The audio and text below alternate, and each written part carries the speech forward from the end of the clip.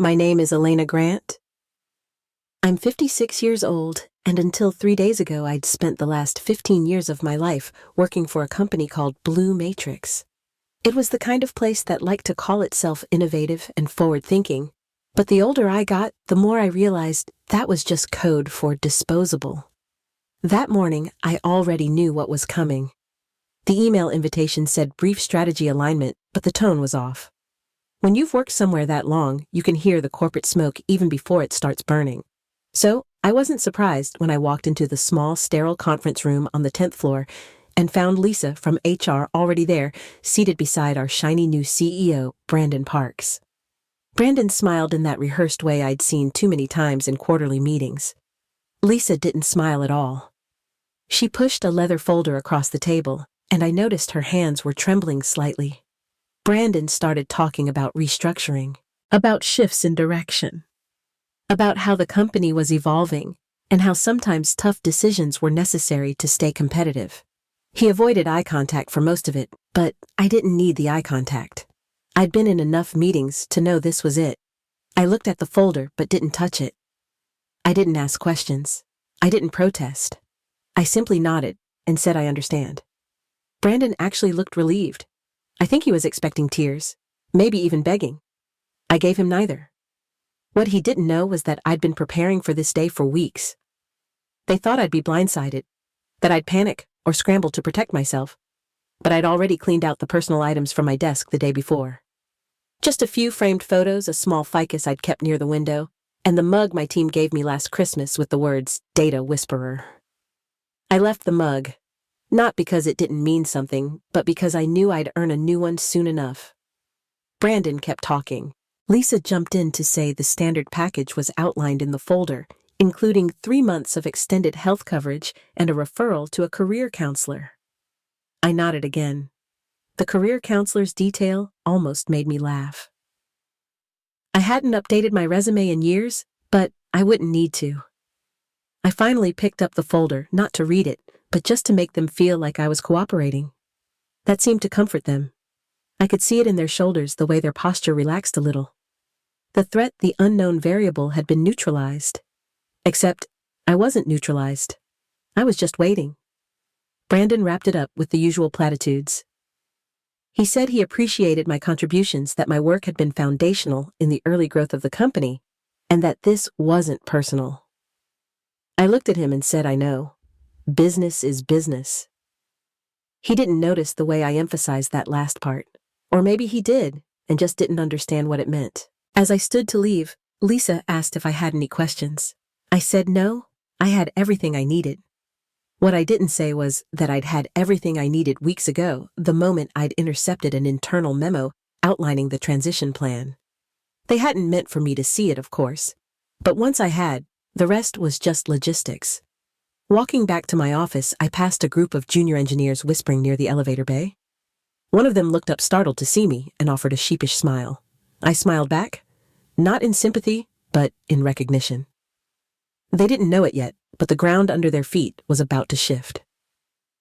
When I reached my office, I shut the door quietly and sat at my desk one last time. The room looked oddly bare without my books, my calendar, and the small whiteboard filled with scribbled ideas. But it felt peaceful, like a stage being cleared before the lights rise on a new act. I sent one text, just 4 words. It's done. Ready now. The reply came within seconds. See you tonight. I looked out the window and down at the city I'd helped shape in ways no one ever truly gave me credit for. Not yet, anyway, but soon. Very soon. It started with a mistake. A simple, careless email forwarded from someone in product strategy to someone in legal, but it came to me by accident. I was copied by name, likely because my email address autofilled from muscle memory. The subject line was vague enough not to raise alarms at first, but one phrase caught my eye halfway through the thread: we'll need to finalize the IP position before letting her go. My breath caught, not from fear, but from recognition. She, in this case, was me. I read the thread again, slowly this time, highlighting the parts that felt off. The entire conversation revolved around who would claim ownership of a financial modeling algorithm I'd built over the last 3 years. It was the backbone of Blue Matrix's predictive analytics tool, the product that helped secure 3 major clients last quarter alone. I was credited as team contributor in most documents, but no one else had written a line of core logic for it besides me. As I kept reading, it became clear. Brandon and a few senior leads were mapping out a transition plan to quietly remove me from the organization, while ensuring the algorithm remained entirely under company control. They believed that since I'd developed it while employed using company equipment, it would default to corporate property. That assumption would have been fair if it were true. The truth was, the final design and efficiency improvements had all been created during nights and weekends coded from my home system. I hadn't planned it that way out of foresight. I just worked better with no interruptions in my own space, where no one hovered over my shoulder or second-guessed my ideas. But now that habit was about to save me. I didn't panic. I documented. I downloaded logs, saved emails, and pulled revision histories from our collaboration tools. I made sure the timestamps showed when each major change occurred. I took screenshots of my own development environment and added metadata trails proving when and where each iteration took place. Then I dug deeper. I searched the internal patent request logs. There was nothing. Blue Matrix hadn't filed any patent applications related to my work, not even provisional filings. That was odd. They always moved quickly when they believed something had real commercial potential. So either they were being careless or they had something else in mind. The next day, I found what I was looking for. A slide deck prepared by Brandon and the legal team marked confidential. The slides outlined a new company strategy shift, the perception of innovation away from individuals and toward brand identity. They were planning to rebrand the algorithm as Blue Matrix Core Intelligence and phase out any attribution to specific developers. That was the moment I knew. They weren't just restructuring, they were erasing, and if I didn't act fast, they'd succeed. So I did what I always do when something doesn't feel right. I started building something better. This time, not just a system, a plan. Quiet, thorough, precise. They thought I didn't notice. They had no idea I was already 10 steps ahead. Long before the email slipped into my inbox, I'd started working on a refined version of the algorithm. It wasn't a calculated move at first. It just began with curiosity, a weekend itch to see if I could push performance even further beyond what Blue Matrix had shipped. I worked from my home office, a quiet little loft above the garage where no one interrupted me. And the code always made more sense than the politics.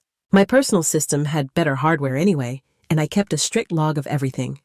Timestamps, notes, Git backups. Even the smallest tweaks had documentation. Not because I expected a fight, but because I liked to keep things clean. By the time I found the internal memo about restructuring, that side project had turned into something real. It wasn't just an improvement, it was a breakthrough. The new model processed data 37% faster using the same resources. And no one at Blue Matrix even knew it existed. That's when I made the first call. My college roommate Claire was now a partner at a top IP law firm in Chicago. I asked for a confidential consultation. 2 days later, we were sitting in her office reviewing every log note and file. She told me exactly what I hoped to hear. It was mine. Legally, fully, and without question. Developed off hours off-site with no company tools or direction. She filed the provisional patent that afternoon. I didn't tell anyone. Not my team, not my friends, not even my sister. I knew I needed silence more than celebration, and I wasn't done yet. Through an industry conference months earlier, I'd met an executive from ArcSfin, Blue Matrix's quiet but deadly rival. They had always lagged behind in predictive analytics, and I knew exactly what they lacked. I reached out using a personal encrypted email and simply said I'd like to discuss a possible collaboration. Greg Worthington, their COO, replied within hours. We met for dinner at a hotel bar off Interstate 90, halfway between our two cities. We kept it casual, all smiles and cautious questions, but by dessert, he was leaning in. He saw the potential immediately.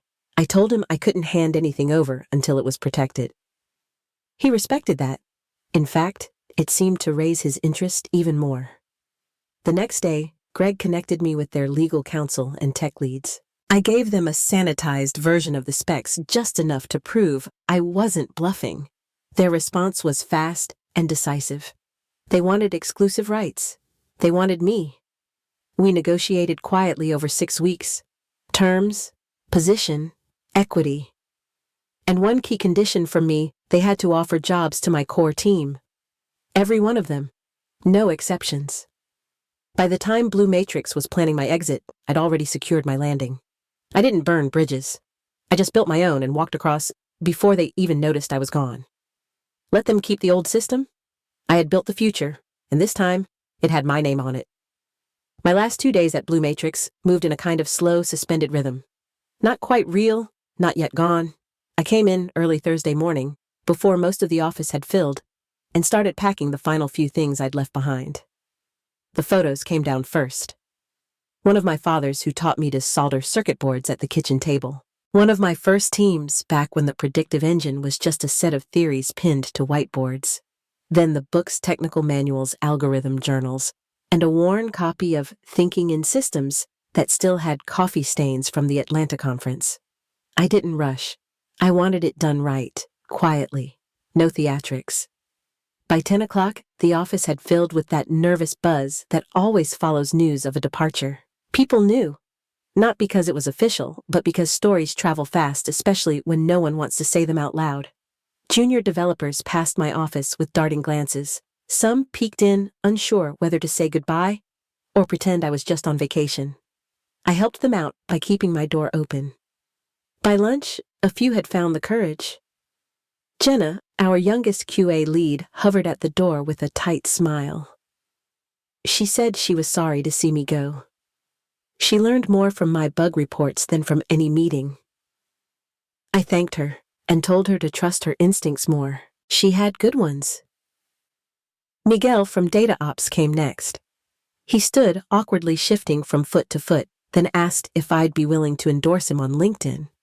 I said of course, and meant it. He was sharp and loyal, and one of the few who never tried to take credit for work that wasn't his. Throughout the day, there were quiet handshakes, paper cups of bad coffee, and long looks that said more than words. No one said it directly, but I could feel it in the air. They didn't agree with how it was handled. They just didn't know what to do about it.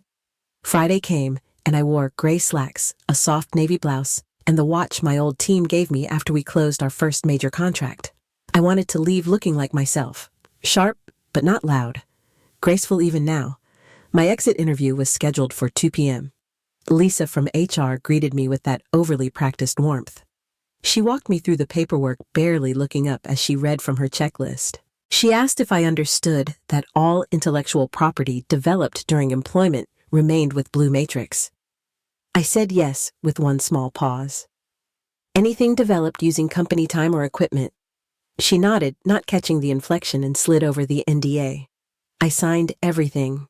My hand was steady, my voice calm. Lisa looked a little relieved. Then Brandon appeared. He leaned in the doorway like he was checking on a coffee order, hands in pockets, voice casual. He said he just wanted to make sure everything was smooth, no hard feelings, that these decisions were never personal. I turned, looked at him directly, and smiled. I understand. Business is business. For a moment, something shifted behind his eyes, uncertainty. Like maybe he'd miscalculated something, but it vanished quickly, replaced by that smooth CEO mask. He asked if I'd be taking some time off, maybe travel, maybe rest. Actually, I already have something lined up. I start on Monday. That froze him. He blinked once, processing, then asked if it was in the same industry. I said it was a leadership position. A good fit for my experience. He tried to smile, but it didn't quite reach his eyes. He wished me well, then left with a few clipped pleasantries. I gathered my things, closed the last box, and looked around the office one last time. I'd spent 15 years in this space. Built teams here, lost sleep here, created something that had defined their entire market position. And now, just like that, they believed it all belonged to them. As I walked out of the building, the late afternoon sun caught the windows, turning the steel and glass gold. My badge no longer worked. My laptop was turned in. My name had likely been removed from the directory already. But my signature lived in the code they ran every day. And on Monday, they'd learn just how much that signature really meant. Monday arrived crisp and clear, the kind of morning that feels like a reset. A black sedan from Arxfin pulled up in front of my building at exactly 7:15. The driver opened the door with a quiet nod, and I slipped inside carrying nothing but my phone and a leather tote that held my new ID badge. We pulled into the Arxfin headquarters just before 8. Glass-walled, sunlight-drenched, and humming with quiet focus. The receptionist greeted me by name and handed over a welcome packet. Then she personally escorted me to the executive floor where my new office corner floor-to-ceiling windows waited with my name already on the door. Greg Worthington was waiting with coffee and a grin. He said the press release had just gone live. Then he pulled up the Arxfin homepage and turned the screen toward me. There it was, front and center. Arxfin acquires exclusive rights to the patented data architecture from Dr. Elena Grant. Former Blue Matrix executive joins as Chief Innovation Officer. I read it twice. The wording was perfect, clean, professional, and unmistakably clear. The IP was mine. The rights belonged to Arxfin, and any future use by third parties would require negotiation. At 8:07 a.m., the first article dropped from a niche fintech newsletter. At 8:16, a major tech blog picked it up. By 8:45, Blue Matrix stock had dipped 4% and was still sliding. My phone started buzzing emails, LinkedIn pings, even a few cautious texts from old coworkers asking if what they were seeing was real. By 9:30, Greg's assistant handed him a summary of market reactions. Arxfin's valuation had jumped 9% in early trading. Blue Matrix's board had called an emergency session. Their legal counsel was reportedly combing through old contracts. It was only Monday morning. I sipped my coffee and took in the view. From here, I could almost see the Blue Matrix tower on the other side of the river. I wondered if Brandon was pacing yet. If Lisa from HR had realized the NDA she made me sign didn't apply to what I created on my own time. If anyone in that boardroom had thought twice about what it meant to erase a name. At 10 a.m., I sat for a private briefing with the CTO and engineering heads. We reviewed integration strategies and internal comms plans. They had already queued up a developer town hall for Tuesday. No surprises, no power plays, just execution. Greg stopped by my office before lunch. He asked how I was feeling. I told him the truth. Settled. For the first time in years, I felt aligned with the people I worked beside. Not fighting to be heard. Not proving myself twice as hard for half the credit. He smiled and said I'd earned every inch of this moment. We both turned toward the wall-mounted screen as another news alert lit up. Blue Matrix halts trading temporarily after IP ownership shakeup. I didn't say anything. I didn't have to. The story was speaking for itself. By Tuesday morning, the floodgates opened. I had already sent private messages to each of my former team members on Sunday night, just hours before the Arxfin press release. Simple notes. Personal, respectful. Each came with a formal offer tailored to their skill sets with higher pay, better titles, and more creative autonomy than they'd ever had at Blue Matrix. Miguel was the first to respond. He texted at 9:12 a.m. with a single line. "We're in." The others followed one by one. Jenna, Alex, Naomi. Every reply carried the same tone, grateful, stunned, ready. They hadn't just lost faith in leadership. They'd been waiting for a reason to go. Inside Blue Matrix, chaos had begun to take shape. I heard from a contact in HR that Brandon had called a mandatory executive meeting. Legal was demanding server logs and emails. The IT team had locked down access across half the research division, afraid someone else might disappear. At 10:37 a.m., Brandon emailed me directly. His subject line read, "Let's talk." The message beneath was stiff, clumsy, full of polite panic. He asked if I'd be willing to clarify a few misconceptions and perhaps meet to find a mutually beneficial solution. I forwarded it straight to Arxfin Legal. No reply, no comment, just a clean paper trail. Meanwhile, the team I'd built, the one I trained, challenged, and protected, was already making plans to start over, this time with full support and shared ownership. At Arxfin, they weren't seen as a cost line. They were the foundation. Greg dropped by later that afternoon with updated onboarding timelines. He asked if I was sure I wanted to bring the whole group at once. I said yes. No hesitation. I wasn't about to build something new by leaving the best part of the old behind. They had trusted me before, and now I would prove they were right to. By the end of the week, every member of my original team had signed. I pinned their names to a whiteboard outside my office. Not for show, but as a reminder. That leadership isn't about being followed. It's about showing people they matter, and never letting them forget it. Within 3 weeks at ArcsFin, we had already implemented the improved algorithm into 2 key products. The early results were better than projected. Processing speeds increased by nearly 50%, system load dropped by a third, and client feedback rolled in faster than we could respond. My team operated like a living organism, fluid sharp, always moving. We met every morning in a sunlit conference room just down the hall from my office, sketching new ideas on glass walls and debating optimizations over strong coffee. It felt like what building technology should feel like: collaborative, forward-moving, respected. Meanwhile, Blue Matrix flailed. Their interim board replaced Brandon with a crisis management CEO, a quiet but experienced name from another sector. Their stock continued to slide as investor calls turned urgent. More than one client paused renewal talks, citing uncertainty about intellectual property rights. I watched all of it unfold without bitterness. Not because I'd forgotten, but because I no longer needed to prove anything. The ArcsFin Comms team organized a media strategy that was measured and confident. We didn't attack, we just told the truth. And the truth had weight, especially when it came with timestamp signed agreements and code that spoke louder than spin. By the second month, I was invited to deliver a keynote at the Western Tech Symposium. The conference had once felt out of reach to me. I'd sat in the back rows before watching men in suits present research I'd helped write. Now I would speak from the main stage, alone, by name. I stood at the podium in a dark blazer and clear heels, the room packed with engineers, executives, and students. I didn't talk about revenge. I talked about credit, about why names matter, about why work done at midnight on weekends in silence deserves to be traced back to its origin. The applause at the end wasn't just polite, it was real. I saw people nodding, not just hearing it, but feeling it. And afterward, 3 young women approached me separately to say they'd started documenting their work differently. They weren't waiting to be seen anymore. They were making themselves visible. Back at the office, Greg told me that Blue Matrix had finally requested a formal licensing negotiation.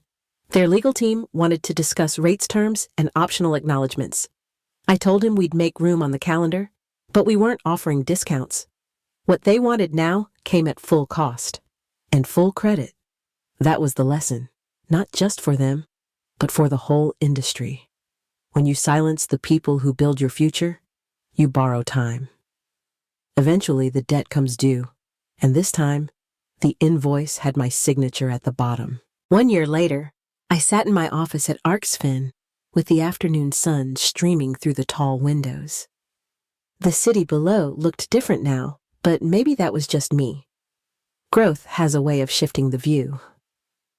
Greg stepped in with a bottle of champagne and a quiet smile. He said it was official. ArcsFin had surpassed Blue Matrix in market valuation for the first time. I didn't cheer, I didn't gloat, I just let the moment settle into my chest like a deep breath, finally released. An invitation sat on my desk, delivered that morning in a thick, white envelope. The Women in Tech Leadership Summit had asked me to give the closing address. The topic was printed at the top. Owning your work in a world that overlooks you? I ran my fingers over the lettering and thought about how many times I'd signed things that didn't have my name on them. Later that day, after a demo review with my team, a junior engineer named Natalie lingered by the door. She looked young, maybe 25, eyes sharp behind round glasses.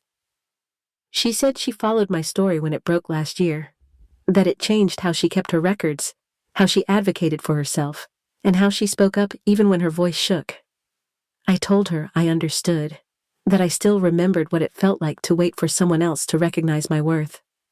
Then I handed her my card and told her if she ever needed a second voice in the room, she could call me. When she left, I looked out the window again.